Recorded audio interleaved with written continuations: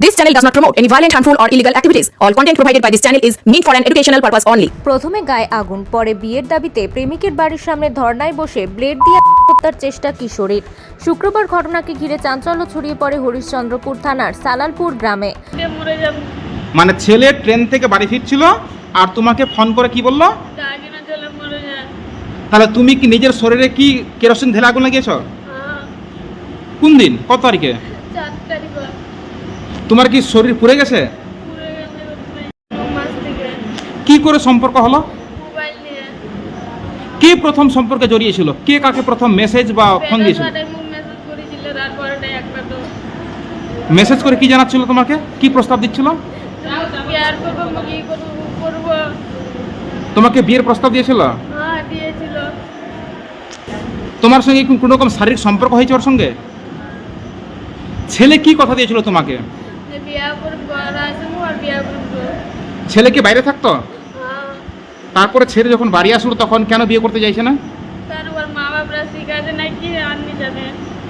ধর্নায় কবে থেকে বসেছিলে? ধর্নাতে ওর বাড়িতে তুমি কি চেষ্টা চালাচ্ছিলে নিজেকে আত্মহত্যা করার জন্য? কোনো দোকান থেকে ব্লেড কিনেছিল তুমি? তোমার ব্লেডটা কে কেড়ে নিল? এখানে কে নিয়ে এসছে হাসপাতালে? এখন তো ছেলে বলছে যে তোমাকে বিয়ে করবে না, তাহলে তুমি কি ব্যবস্থা নিবে এখন?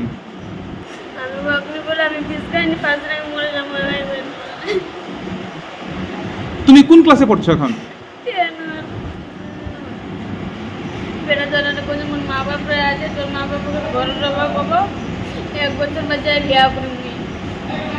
ছেলেটা কোথায় থাকতো? খবর পেয়ে ঘটনাস্থলে ছুটে আসেন হরিশ্চন্দ্রপুর থানার পুলিশ। কিশোরীকে উদ্ধার করে হরিশ্চন্দ্রপুর গ্রামীণ হাসপাতালে ভর্তি করেন। বর্তমানে সেখানে চিকিৎসা চলছে কিশোরীর। স্থানীয় সূত্রে জানা গিয়েছে, হরিশ্চন্দ্রপুর থানার রশিদাবাদ অঞ্চলের এক 10ম শ্রেণীর ছাত্রীর সঙ্গে রং নাম্বারে ফোনে পরিচয় হয় সালালপুর গ্রামের এক কিশোরের। সে পরিযায়ী শ্রমিক, দিল্লিতে সেলাই কারখানায় কাজ করেন। দীর্ঘ 8 মাস ধরে তাদের মধ্যে প্রেমের সম্পর্ক গড়ে ওঠে। রাত জেগে চলতো তাদের গল্প। ওটা বুক জ্বালিয়েছে, আমি ওর সঙ্গে বাতনি করছি, ওখানে ও বুকটা জ্বালিয়ে দিয়েছে। না, তুমি কি ওর বুকটা জ্বালাতে বলেছিলে, নিজের বুকটাকে? না, আমি কেন করবো? না, ও সেটাই দাবি করছে যে ছেলে বলেছে তার প্রেমের জন্যই কিন্তু আমি নিজের ক্ষতি করেছি, আজ আমাকে গ্রহণ করছে না বা স্ত্রীর মর্যাদা দিয়ে তাকে বিয়ে করছে না আমাকে। না, আমি বলিনি।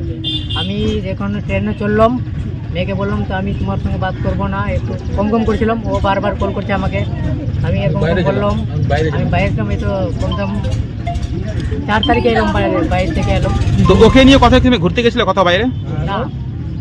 কোনোদিন তোমার সঙ্গে এরকম সরাসরি সাক্ষাৎ, কোনো পার্কে যাওয়া, হোটেল রেস্টুরেন্টে ঘোরা হয়নি? না, কোনো সম্পর্ক মেয়েটার সঙ্গে? না, কোনো নয়। খালি এরকম ফোনে ফোনে কথা হয়েছিল, বাস 4-5 মাস এটাই কথা হয়েছে, ফোনে হয়েছে। আমি তো বাইরে ছিলাম। তুমি কি কাজ করো? তুমি কি কাজ করো? বাইরে। আমি বাইরে কাজ করছি, সেলাইয়ের কাজ করছি। মানে কি করে তোমার সম্পর্কটা হলো ওর সঙ্গে? রং নাম্বারে। তারপর কতদিন কথা হলো তোমার সঙ্গে? 4-5 মাস কথা হলো। যখন কথা হচ্ছিল তুমি তাহলে কি কথা দিয়েছিলে মেয়েটাকে, যা ধর্ণা দিয়েছো?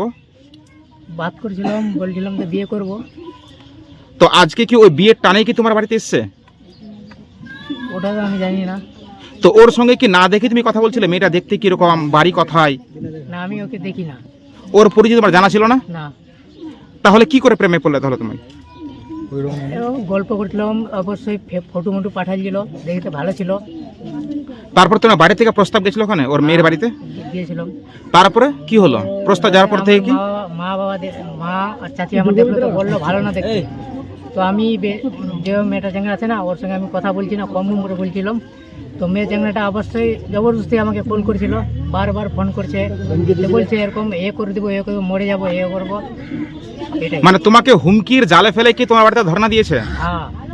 ছেলে কথা দিয়েছিল পৃথিবীর কোনো শক্তি তাদেরকে আলাদা করতে পারবে না, বাড়ি ফিরে আসলেই তাকে বিয়ে করবে। 4 জুন দিল্লি থেকে বাড়ি ফেরার সময় কিশোর তার প্রেমিকাকে ফোন করে জানায়, যদি আমাদের ভালোবাসা সত্যি হয়ে থাকে তাহলে তুমি নিজের গায়ে আগুন দিয়ে দেখাও, না হলে আমি ট্রেন থেকে ঝাঁপ দিয়ে করব। আর এই কথার পরিপ্রেক্ষিতেই মেয়েটি তার নিজের গায়ে আগুন ধরিয়ে দেয়।